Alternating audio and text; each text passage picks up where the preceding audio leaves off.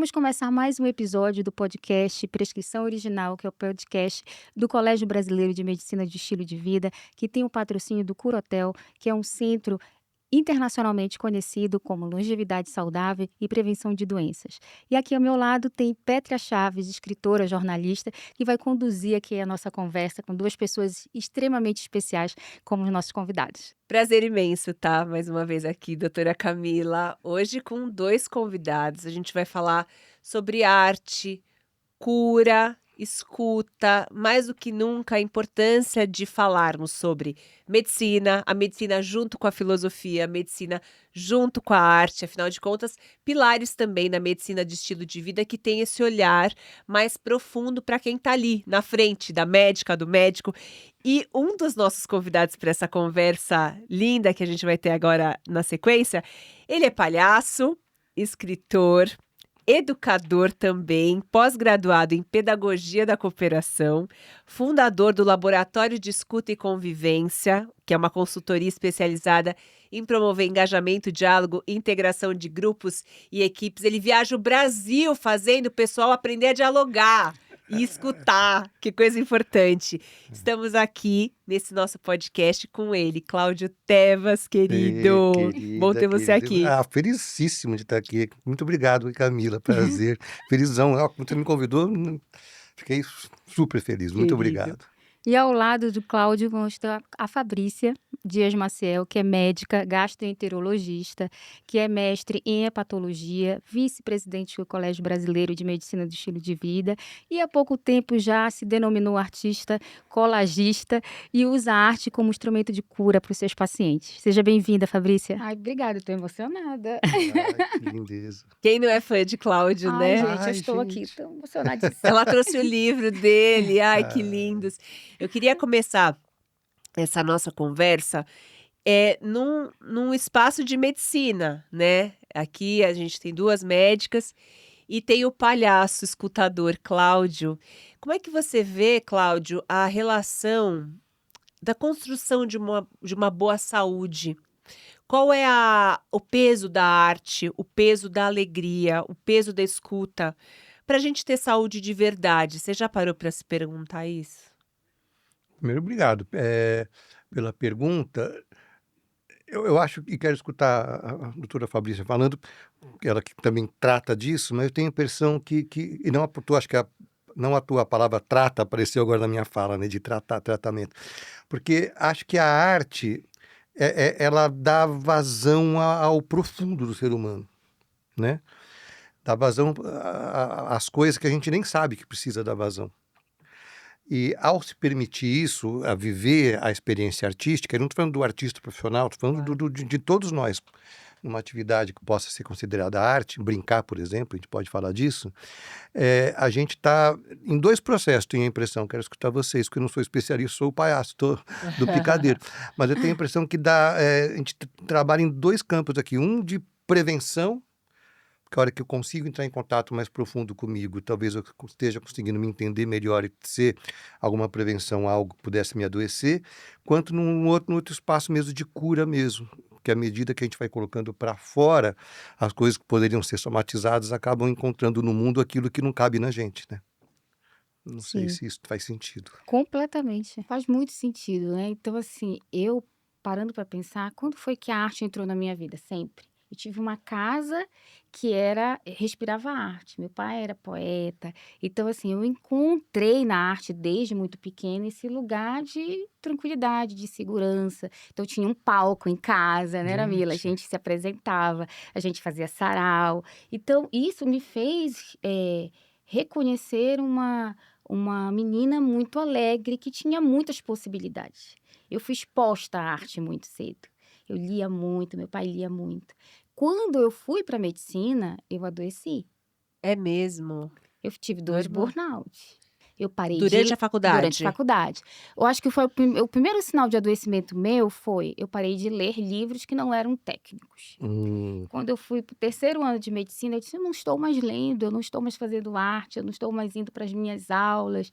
E aí aquilo foi eu adoecendo junto e vendo isso. Aí a primeira coisa foi usar a arte para eu me conectar, para eu me escutar. Então, eu voltei a fazer arte, eu voltei a ter esse espaço. Quando eu vi que isso realmente poderia me estruturar, eu levei isso para a vida toda. E aí eu levei para a escuta. Eu sempre gostei mais de ouvir as histórias dos pacientes do que aquela anamnese técnica. Isso sempre me chamou mais atenção. Conexão. Queria saber mais do que como aquele paciente vivia, como era a vida dele, o que ele pensava. E aquela anamnese técnica que eu tinha aprendido, ela ficava vazia se eu não fizesse aquilo. Então eu fui remanejando. E a arte é hoje para gente muito mais do que na concepção de ciência. Então eu posso prescrever arte, eu tenho o benefício de fazer arte, mas eu tenho o benefício de olhar a arte. Que Né? demais. Isso Lindo. Eu diminui amei. o nosso estresse, isso dá pertencimento, isso dá engajamento. Então eu uso a arte hoje para fazer um vínculo com o paciente. E eu trabalho também, muitas vezes, com pessoas em vulnerabilidade social, que às vezes não têm letramento, não sabem ler, que não sabem escrever, mas sabem reconhecer imagens, emoções. Então, as colagens intuitivas, elas são muito bem-vindas nesse contexto. Se eu preciso olhar uma revista, ver o que aquela imagem me diz e começar a recortar, colar. Agora, a dúvida que me ocorreu é que a sua especialidade é Gastro. gastro. Como é que uma gastro vai receitar arte para os seus... Amei, quero saber também. Porque, assim, em qual contexto? Ou, assim, de maneira geral, como é que esse cara chega para você e você também, com essa arte, conecta com esse paciente? Como é que é isso? Eu primeiro avalio esse paciente, né? Então, a grande maioria hoje das doenças gastrointestinais estão relacionadas ao estresse. Então, dentro disso, eu preciso manejar o estresse. Então, aumentar o repertório desse paciente, ou com escritas intuitivas, ou com colagens. E aí eu pergunto para ele o que ele já tem dentro desse repertório. Senão, no final da consulta, eu já posso começar a introduzir, olha, tem uma carta de intenção aqui, que tal você fazer isso? Que é uma carta de intenção de saúde, que tem algumas perguntas que direcionam para que aquele paciente veja o que ele realmente quer. Ou então, o que você faz no final de semana? Ah, eu vou andar. Que tal ir no museu? Que tal consumir arte? Nossa. Depois me dizer o que, Olha que que você isso. Queremos sente. esse médico para Nossa, nós. já, Enquanto temos vamos os órgãos dar pra consulta Belém. saindo daqui. O que faz sentido nisso tudo? Hoje a gente tem muitas doenças do eixo cérebro-intestino, né? Então, síndrome do intestino irritável, muitas doenças gastrointestinais que estão relacionadas com estresse. Eu passei a vida inteira passando remédio e os pacientes voltando extremamente estressados. E aí, tem a meditação, tem a respiração, só que a arte é a minha linguagem, é a linguagem que eu me reconheço desde pequena. Então, eu vou fazendo isso. Então, eu faço oficinas de colagem com os pacientes. Ah. Eu convido o É paciente. emocionante tudo. Eu Maravilhoso. convido o paciente para que ele realmente possa. Às vezes a gente tem dificuldade de falar sobre as nossas emoções, e às vezes vem ali na colagem. E a gente leva isso Nossa. para psicóloga, a gente trabalha isso com um programa de acompanhamento, né? Nossa. E isso traz para a gente uma percepção diferente do próprio processo de saúde e de doença, como eu me percebo dentro desse mundo. A arte traz isso. Às vezes, na consulta, a gente não consegue. Não consegue. A gente não consegue extrair até que a gente tenha esse vínculo formado. E a arte traz isso. E traz também uma vulnerabilidade que é muito bem-vinda dentro dos encontros clínicos, né? E o paciente perceber que eu estou fazendo com ele construindo com ele uma colagem, que eu estou aprendendo com ele, trocando com ele. Né? Então, eu sou uma aprendiz junto com ele, eu não sou uma médica, com aquela questão autoritária, né? do conhecimento. Não, eu estou ali de igual para a gente construir uma arte, um produto para levar para casa e dizer, olha, eu construí isso com a minha médica. Construindo um outro estilo de vida. Nossa. E não só isso, acho que é uma percepção de vida, porque eu acho assim, quando a gente quer mudar, né? A gente precisa entender onde a gente está dentro desse processo. O que eu quero da minha vida? Quais são os meus objetivos? Quais são as emoções que estão bloqueadas, né? Então, o intestino fala muito com as emoções, né? E aí, às vezes, é difícil, dentro de um contexto, mesmo uma consulta demorando 60 minutos, que você faça isso. E, às vezes, você fazer isso em grupo, que tem uma potência gigante da gente trabalhar em grupo com arte, e depois a gente conseguir movimentar isso, dizer assim, olha, o que veio nessa colagem? Às vezes vem o inconsciente, a grande maioria das vezes vem o inconsciente. Eu queria perguntar para o Cláudio nesse sentido. O Cláudio é palhaço. escreveu esse livraço. Mostra o livro dele, doutora, que é O Palhaço e o Psicanalista, com o Um dos Christian livros que eu Dunker. mais amo na vida. O Cláudio tem vários livros, tem um também com o Alexandre Coimbra Amaral, tem o infantil, que a gente já falou sobre ele. Uhum. E a questão, Cláudio, você como artista, como é que você percebe? A doutora falou desse momento em que as pessoas estão muito estressadas, fechadas, a questão do burnout. Eu também tive algo tipo burnout, que não tinha esse nome na época, logo que eu entrei no jornalismo. Chamava de estafa. Eu É, nem da sei, estafa. ou era estafa, Não ou era sei estafa, lá. Cláudio? Não Chamavam era? frescura, isso sim, Ah, viu? Vou é, te pior falar, é no que é. jornalismo. É. Não, porque a gente tinha uma carga. Não era só a carga de trabalho. A carga de trabalho que todo mundo tem, que é muito grande, mas é uma pressão psicológica. E aí você se vê meio sem saída.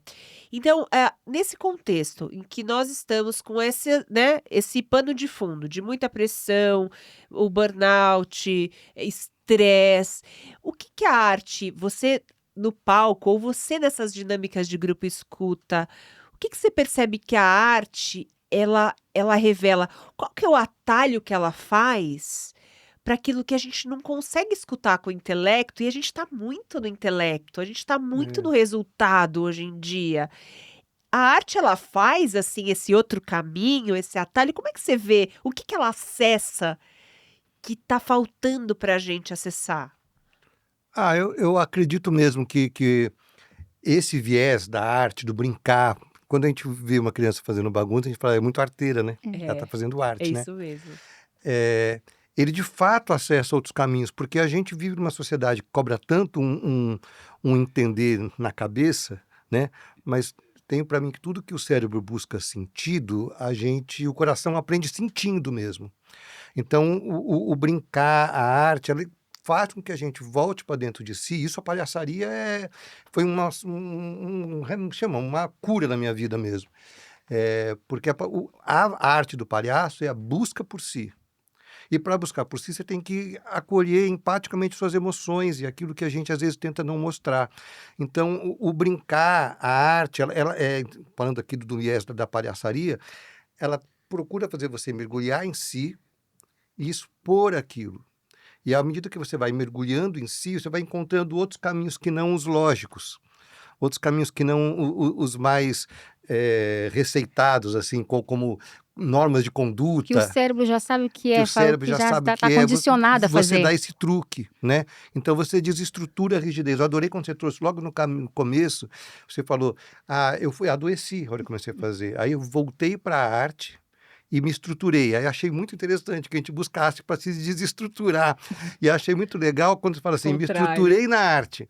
Porque a arte ajudou você a desestruturar a rigidez e a partir da hora que você desestrutura a rigidez, você encontra os atalhos para você se estruturar em outro jeito de viver a vida. Acho que é E a isso. arte me traz uma coisa que eu não preciso entregar mais nada perfeito. Eu preciso Sim. fazer. Eu Adoro. preciso construir, É o mão antídoto na para a tal da massa. síndrome da impostora e do impostor que falam hoje em Exatamente. dia. Então, eu não estou querendo ser a melhor artista do mundo, me comparar com grandes Isso. colagistas. Não, eu quero fazer. Ai, que maravilha. Domingo passado eu estava muito estressada. Eu falei assim, eu preciso de 2 horas para fazer arte. Fiquei lá fazendo, eu tenho um diário de colagens e fiquei fazendo.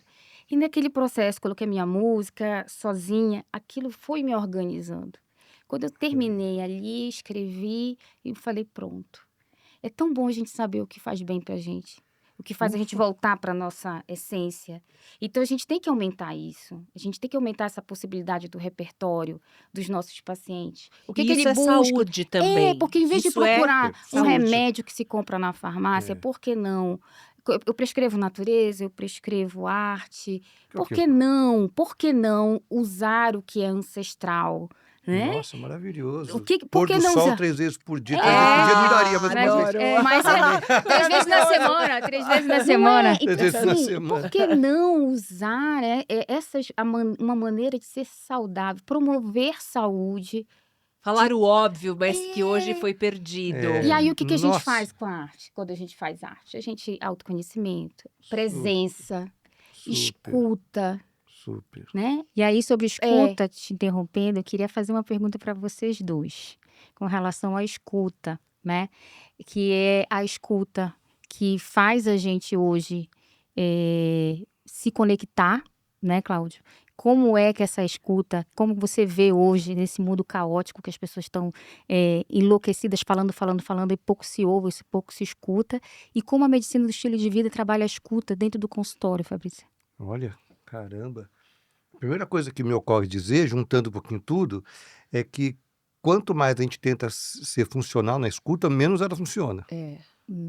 Uma boa escuta é aquela que não fica sendo objetiva, né? Por que eu acho que junta as duas coisas? Porque você falou assim, mesmo me corrija se eu escutei errado, mas você falou algo parecido com a arte me ajuda a não querer ser perfeita. Você vai lá brincar de fazer isso. E brincar é isso. Brincar não tem que dar certo. A criança brinca, se não foi bom, brinca de novo. Você não vê criança fazendo reunião de feedback para falar do pega-pega. Amei. Ai, muito bom. Não tem que ter função. Então, acho que uma boa escuta é aquela que se propõe, como numa brincadeira, saber que pode ser que não consiga, pode ser que não rolou, mas que naquele instante, você falou a palavra presença, naquele instante eu estou com você. Então, mais importante do que se eu vou entender no final, é saber que a gente está junto no caminho para tentar entender junto. Acho que uma boa escuta é isso. É isso mesmo. Né? Que lindo. E, Fabrícia, no consultório, como é No essa ferramenta na consultório, medicina do assim, estilo acho de que a gente vida? pensar em medicina do estilo de vida, a gente vai pensar numa pessoa, num profissional de saúde, num médico presente. Acho que a primeira parte para a escuta é estar presente. Estar bem, saudável, porque a gente sempre fala, né, que nós somos o nosso paciente zero. E aí, trazer essa escuta, por exemplo, com a entrevista motivacional, onde a gente está ali, quer entender como é a visão de saúde do paciente, a gente quer estabelecer um vínculo, a gente faz perguntas abertas, a gente escuta esse paciente, a gente faz o paciente se ouvir, né? Se escutar. Ele fala em voz alta e ele mesmo elabora o que ele... É muito mais para que ele elabore o caminho dele de mudança do que para a gente entender. Porque quando a gente vai entender do nosso repertório. Não, e a gente valida isso. Foi isso mesmo? A gente pergunta, a gente volta com a pergunta. Foi isso que eu entendi. É isso mesmo? E aí o paciente diz, foi ou não. Então, assim, essa questão da gente pensar como a gente cria o vínculo, qual vai ser o ponto que a gente vai trabalhar, como a gente vai estruturar essa mudança, precisa dessa escuta. E essa escuta tem que vir desse lugar de tranquilidade, de tempo, de presença, E né? isso Desse interesse genuíno. Eu acho que a escuta passa por isso. Interesse genuíno em conhecer essa outra pessoa. Isso me faz refletir, assim, no ponto. Eu tinha uma época que eu falava sobre isso, assim, muito mais do que ciência, né? A medicina deveria ser uma arte baseada em ciência, porque é o que vocês me inspiram falando isso, porque pensa que tem toda a técnica, a faculdade de medicina, a questão do desejo da cura, mas quando você me fala o que você está falando, eu fico imaginando, Cláudia, assim, o cenário, né? Então a pessoa tem lá a dor de estômago, vamos voltar para a dor de estômago. Claro que aquela dor, se a pessoa chega com muita dor, você vai dar o remédio e ela vai tomar um remedinho para. Mas você está fazendo uma consulta 360, Super. né? E isso é uma arte. É você sacar o que não é só intelecto. Então é uma proposta, eu acho que de fazer a própria medicina flertando com a arte, Mas né? a medicina é uma arte. Não é? É uma eu habilidade. E a vejo. gente tem que trabalhar as habilidades humanas dentro da graduação, né? A escuta, o desenvolvimento da presença, a Para o resolução de médico e para o conflitos. paciente, E para o né? médico e para o paciente. Porque os médicos adoecem demais. É. Né? Então, assim, a sobrecarga de trabalho é muito grande, a sobrecarga de estresse é muito grande, e ele não consegue entender suas emoções. E é aí que a gente vai para o campo da escuta, da vulnerabilidade, porque o médico ele foi educado a não sentir. O bom médico, antigamente, era aquele médico que ficava longe, a não Distante. sentir. Homens da ciência. Aí homens vem a da medicina do ciência. estilo de vida e fala assim, não, você está no mesmo lugar que o paciente, existe uma troca ali e vocês vão construir juntos um caminho de saúde. Né? É que nem um diálogo. Para eu construir uma conversa, para eu ter uma conversa, os dois estão no mesmo nível, né? E é isso, né, Cláudia, que eu acho brilhante. Quando eu vejo, assim, lendo o livro, e vendo o que os insights que ele proporciona, né, proporcionou para a gente nas consultas, é que a gente começou a olhar a vulnerabilidade de um jeito diferente, né? Porque a gente foi educado a ser forte e não a empatia era algo muito distante do mundo médico. E hoje a gente vê que a empatia faz parte, né, das soft skills, das necessidades e das características que são necessárias para um bom médico hoje. A pergunta é, a faculdade de medicina, ela trabalha essas habilidades de conexão humana, empatia, compaixão, etc. Algumas, as mais recentes que mudaram grade curricular, elas já estão olhando para isso de uma forma diferente, né, Fabrícia? Minha filha está no 4º semestre, ela já está desenvolvendo isso. Então, eles colocam como habilidades humanas e colocam também a questão do autocuidado médico já. Mas essa é uma maneira ainda muito incipiente, não em todas, mas da nossa geração não tinha. A nossa geração fique longe, tenha uma distância Uhum. segura do paciente, porque você não pode se envolver. Ou seja, era a orientação para os profissionais de Uhum. saúde, esse Era um distanciamento. distanciamento seguro, que era para você não ter as suas emoções Como se isso fosse interferindo possível. na sua prescrição, no seu atendimento. E aí, aqui que tá, a gente sempre vai estar com a gente se leva para consulta, não é? Não tem, é a Você Fabrícia não que consegue vai pra deixar, né? consulta. Eu estou lá Adorei. inteira, né? Então não claro, você tem não leva o seu como. sintoma e fica lá fora. Não tem uma Fabrícia médica e uma outra Fabrícia. Eu levo artista, eu levo todas as minhas versões. E eu me preocupo, e quando a gente fala de curiosidade genuína, eu penso muito nisso, né? A gente tem muito isso no nosso ecossistema. Eu preciso entender quem está na minha frente. Quando chega a gastrite, mas por que ela tem essa gastrite? Como é que ela vive? Que horas ela acorda? Como são as suas relações? Ela dorme bem, né? O que ela consome, né? Se ela fica muito tempo no celular, se ela lê, se ela gosta de orar, qual é a relação dela com a espiritualidade? Ela tem espaço verde perto da casa dela ou não? Como é que é essa questão do transporte? Então, tudo isso é que faz a gente entender a pessoa, né? Porque a gente não vai tratar a gastrite.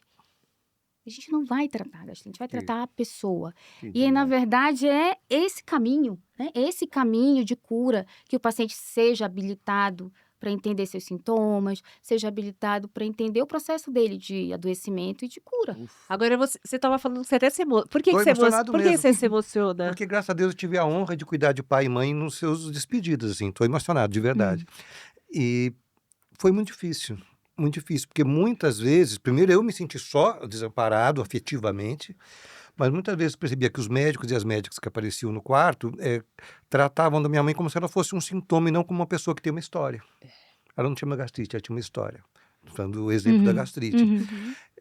Então, eu vou sair dessa experiência, dessa conversa, com muito mais esperança, né, nos encontros com médicos e médicas, porque carrego a dor de muita solidão. Olha isso, e isso eu sinto que você fala porque já passei pelas 2 experiências e refazendo esse caminho médico de médicos e enfermeiros entrarem e verem ali o paciente como uma coisa. Uhum. Esse corte que, gente, não pode ser saudável uma coisa dessa, não Não é pode saudável ser para normal ninguém. Pra Nem ninguém. pro médico, Pra ninguém. muito menos pro paciente que está numa situação, naquele Exato. momento de maior e que vulnerabilidade. precisa desse E que cuidado. precisa de cuidado e afeto. Exato. O paciente que entende que o médico está olhando no seu olho, não está olhando para o computador. Naquele momento, é melhor eu perder aquela informação ali rápida que ele me disse do que ele comeu e deixou de comer, quanto ele fez de movimento, mas eu estou interagindo com ele, eu estou me conectando. É isso que vai fazer a adesão de tratamento, Nossa. né?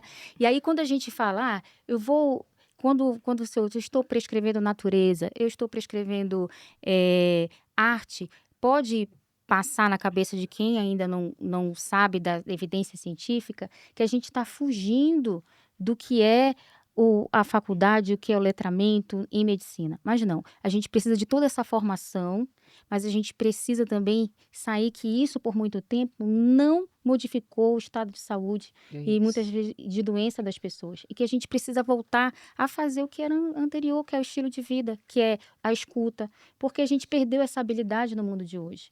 Hoje, 50 segundos é muito, porque é o tempo do TikTok. Então, a gente Agora, perdeu isso. essa habilidade, né, veja que Cláudia? paradoxal, porque assim, se a gente tem a inteligência artificial, ela pode muito bem substituir esse médico. Porque ela, conhecimento intelectual, ela vai ter cada vez mais como ninguém.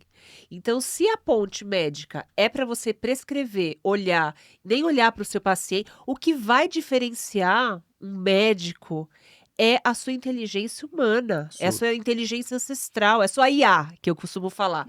É a IA, mas é a inteligência ancestral, que é esse Maravilhoso. repertório médico e humano que a gente vem acumulando ao longo de gerações sobre o saber humano que nenhuma máquina intelectual vai decifrar. Então, eu acho que é um desafio para todos nós, né? Enquanto sociedade intelectualizada demais. E não é falando que o intelecto é ruim, mas que esse subjetivo que o Cláudio traz, por exemplo, e uma coisa que me marca, assim, acho que o Cláudio é muito exemplo disso para mim, eu entrevisto muitas pessoas, né? E muitas pessoas vêm esperando perguntas no intelecto. E eu gosto de me conectar com o coração.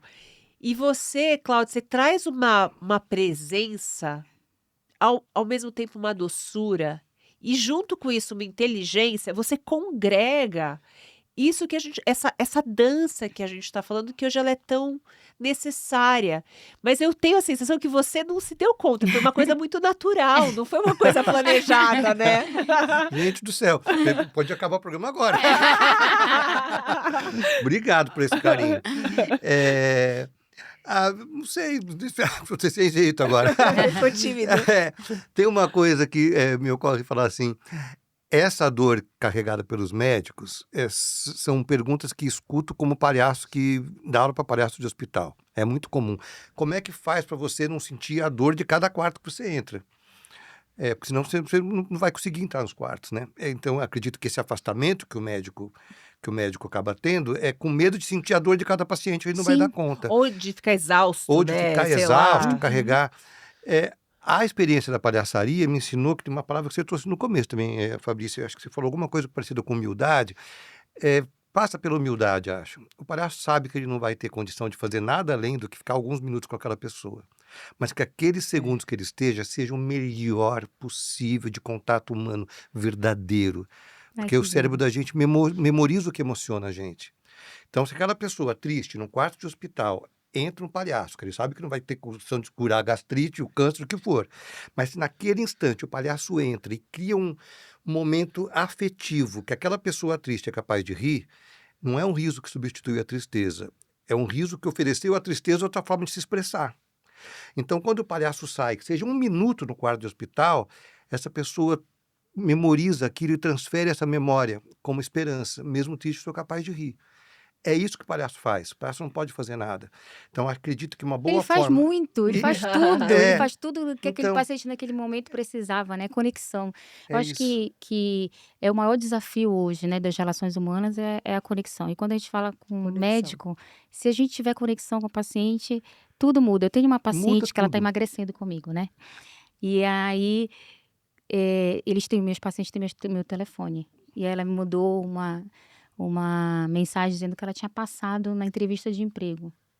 E ela tinha conseguido isso por causa da nossa conversa, que a gente tinha colocado lá quais as características mais importantes para que ela conseguisse fazer uma mudança de hábito, no caso dela, uma mudança de alimentação e de movimento. Então, existe sim espaço, né? E ela me falar algo que não tem nada a ver com o processo que ela foi, né? Que é, no caso, o emagrecimento. Não era esse o assunto. Não era isso, Olha só. mas fez conexão. Festejar vitórias. E Que é essa ótimo. conexão que faz a diferença. E que, por muito tempo, como o Cláudio falou, o médico tinha medo de sentir, né? E ainda existem muitos médicos com medo de sentir. Médico tem que fazer terapia, médico tem que saber, tem que fazer arte, tem que consumir arte. E assim, mas o meu questionamento é assim, é medo de sentir, claro, e de também aceitar uma orientação dessa, de ceifar, né, o subjetivo e aceitar.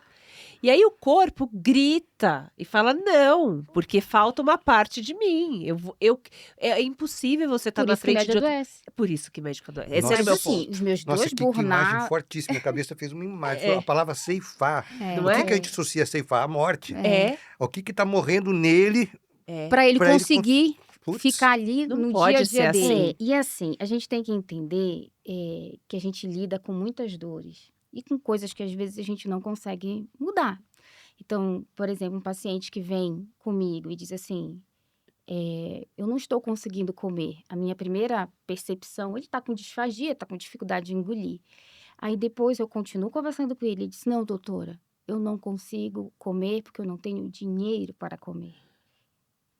Você Aí imagina qual cai é a a dor ficha, né? dentro que eu vou ter ali 15, 20 minutos? O que que vai acontecer? Por isso que a gente precisa também habilitar as pessoas para algumas coisas que são fora da caixa. Prescrição social, encaminhar esse paciente para o serviço social para que ele tenha acesso à comida de forma emergencial. Então, a gente precisa habilitar um médico para fazer medicina do estilo de vida também em outros contextos. É. Porque senão a gente sai frustrado. Um paciente que está passando fome, que consegue o remédio dele lá no posto, mas não consegue comer.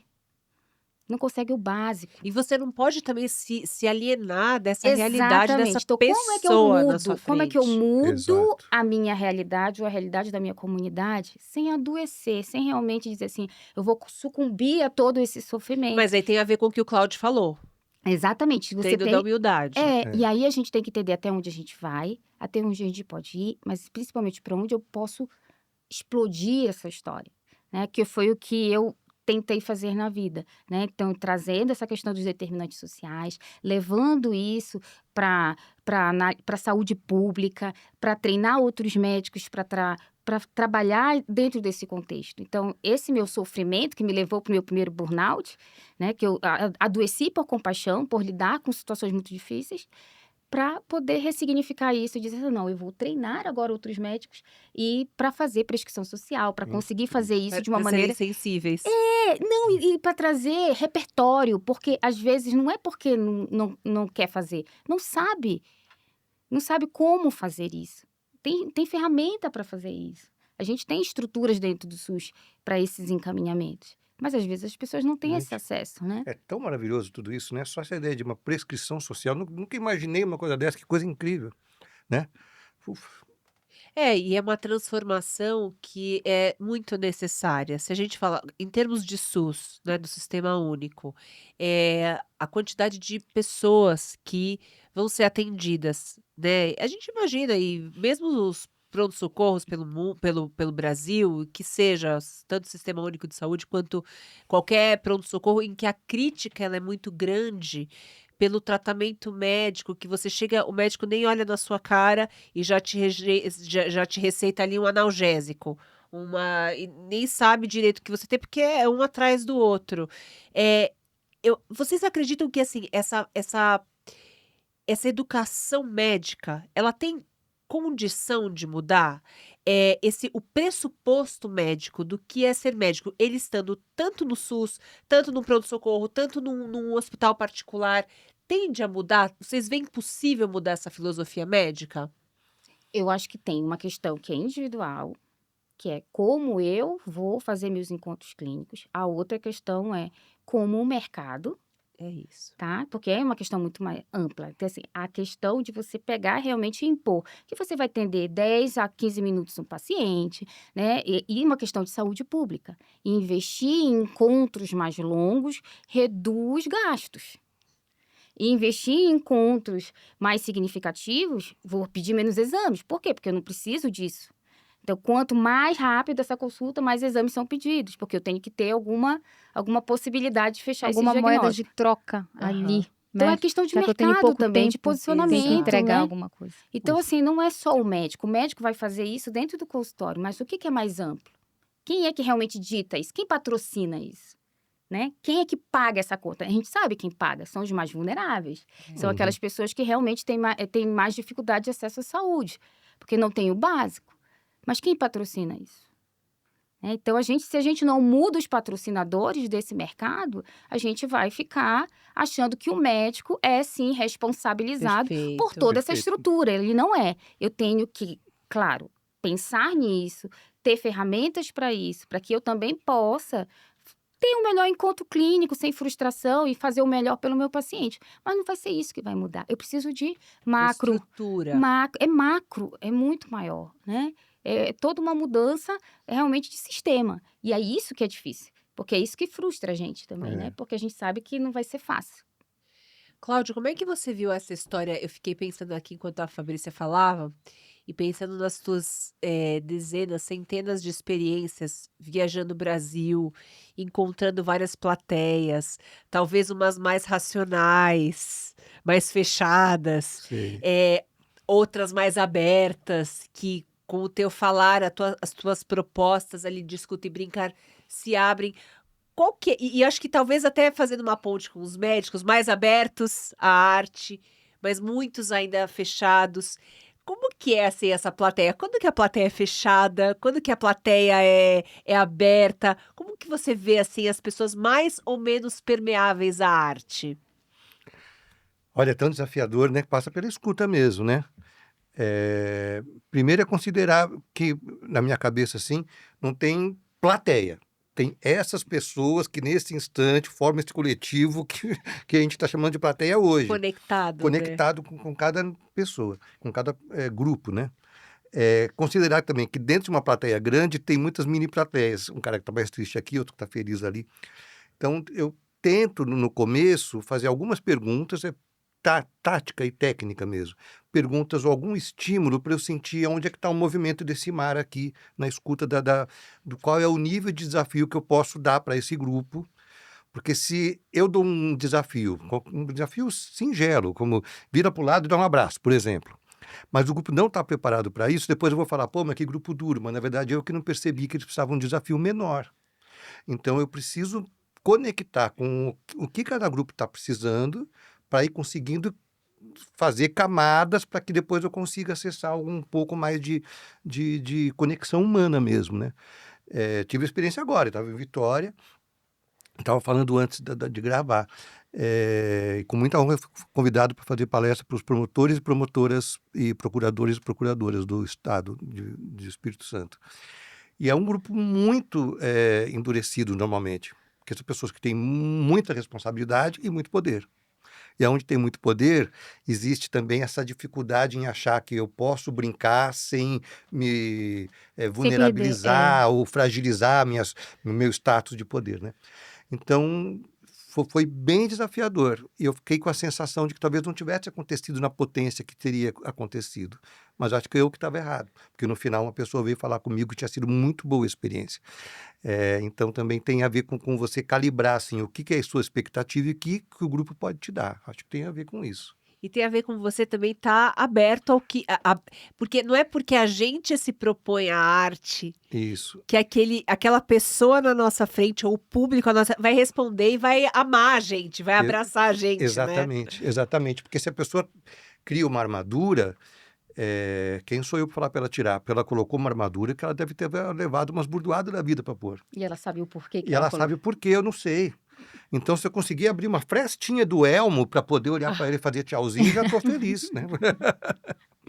É muito potente isso, né? Você A gente faz sentir. isso nas consultas, né? A gente vai abrindo as... Devagarinho, né. Aberta, né. Aí vem uma médica, assim, fala: "Ah, tal, como eu não quero falar". É, Ai, não acho que deve acontecer com vocês isso, não acontece? A pessoa fica incomodada de sentir que você quer falar além da E doença? existe um estranhamento mesmo do paciente. Muitas vezes o paciente fala, mas por que você está me perguntando isso? Eu falo assim, olha, se você quer, a gente sempre fala sobre isso, né? Se você quer a mesma coisa, você vai no médico convencional que não é formado em medicina do estilo de vida, porque a gente vai se preocupar com você, o que você come, como você vive, se você se movimenta, se você não se movimenta, quem é a tua rede de apoio, né?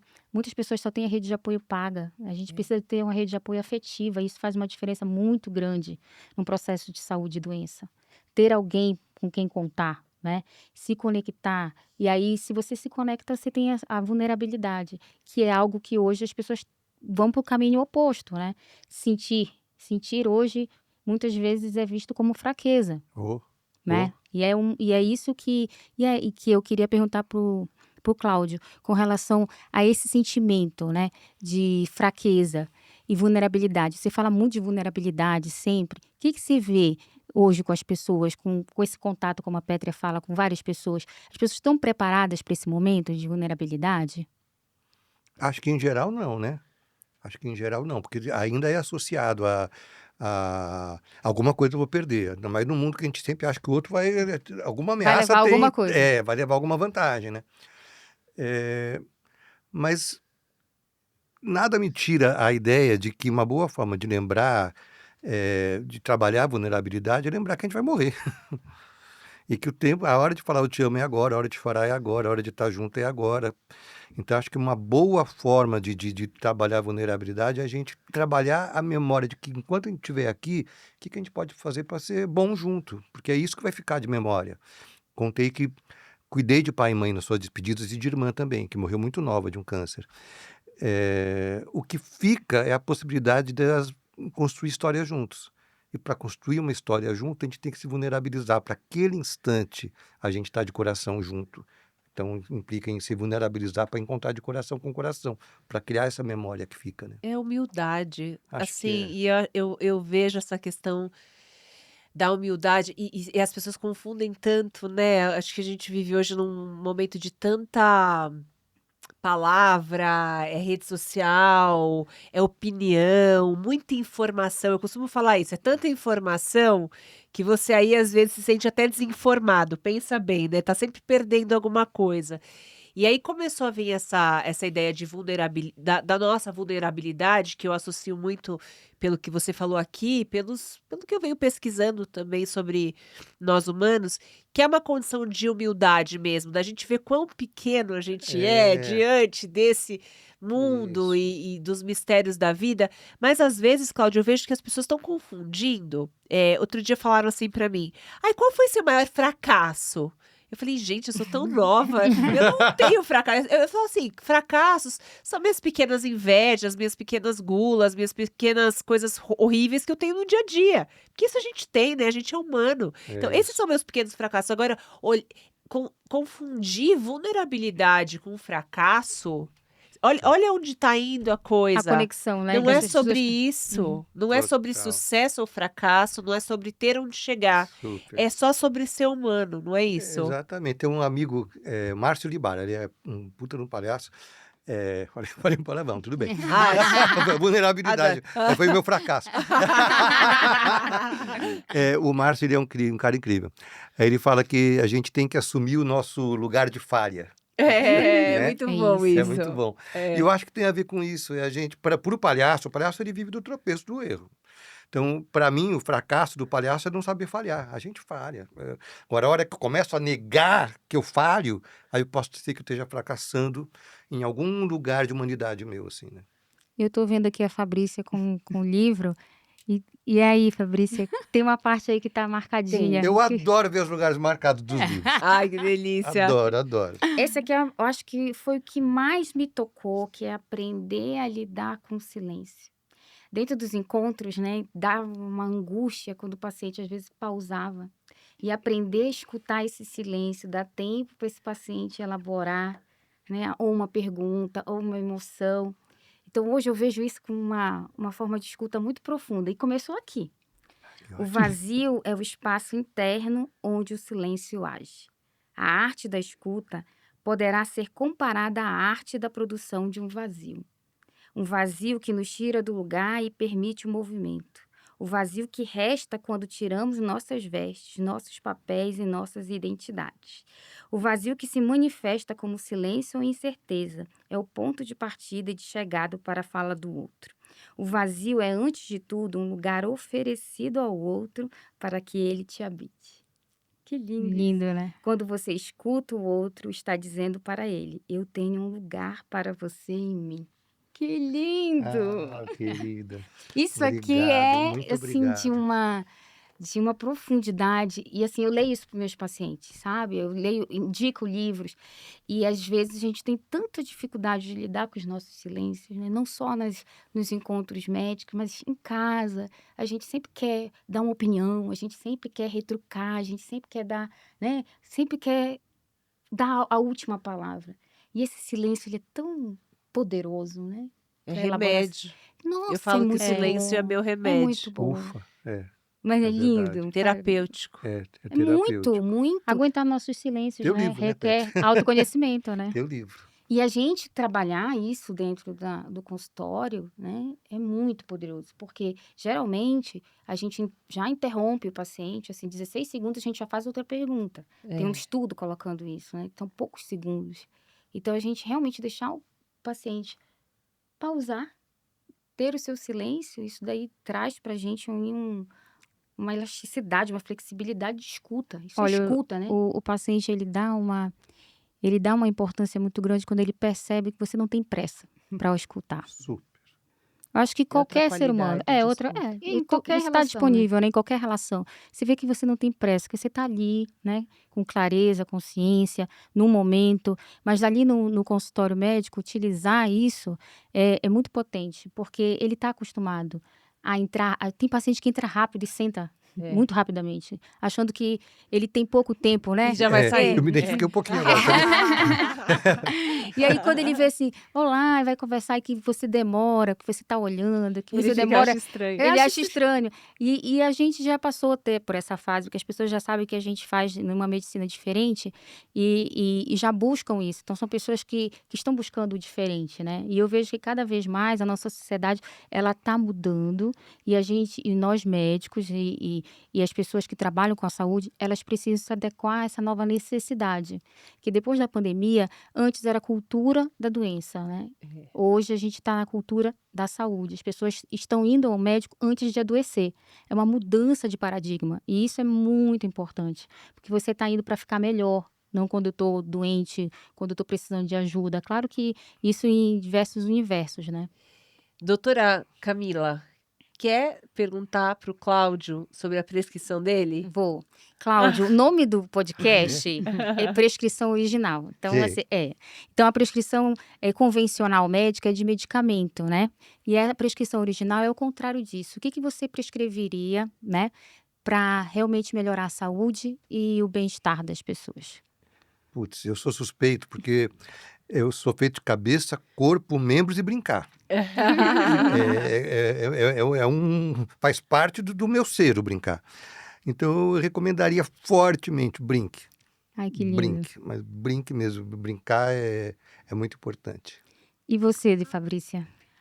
Eu iria de uma prescrição social, grupos, comunidades, natureza, arte, abraço, Pé na afeto, grama. Ai, na que grama. delícia!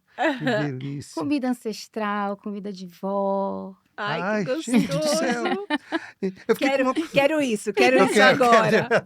Pode dar receita. Eu tô com uma pergunta faz tempo aqui, que toda hora ela me volta, ainda mais, e agora você trouxe.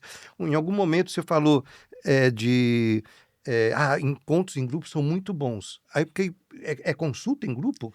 Tô com gastrite, eu também. Vai dar caravana? É isso? Não, são oficinas de culinária, oficinas de arte, de colagem, oficina de escritas intuitivas. Então a gente traz essa. Maravilhoso. E assim, tem consultas em grupos dentro da medicina do estilo de vida, onde a gente junta, por exemplo, grupos de pessoas com diabetes, grupos de pessoas com obesidade, e aí a gente conversa, traz a educação em saúde, que é muito importante para essa habilitação, mas também a gente tem essa questão do convívio, quais são as suas dificuldades, né? Nossa, Então essas trocas poderoso, né? enriquecem muito o processo de mudança. E vai né? ser cada vez mais com esses tempos que a gente está vivendo de tanta tela, de tanto artificial. Isso. A gente vai ter que prescrever encontro. Adorei isso. Prescrever Adorei. conversas, né? Prescrever Rodas de Amigos, conversa. Gostoso. E aqui a gente, tá difícil parar a conversa por aqui, mas a gente vai Inspiradora. encerrando e agradeço a presença de vocês dois, que foi extremamente rica. Linda. E Obrigado. você, não esqueça que nós temos a nossa rede social do CBMF, siga as redes sociais, encaminhe para amigos e amigas que gostam do conteúdo e que querem saber mais de saúde e bem-estar.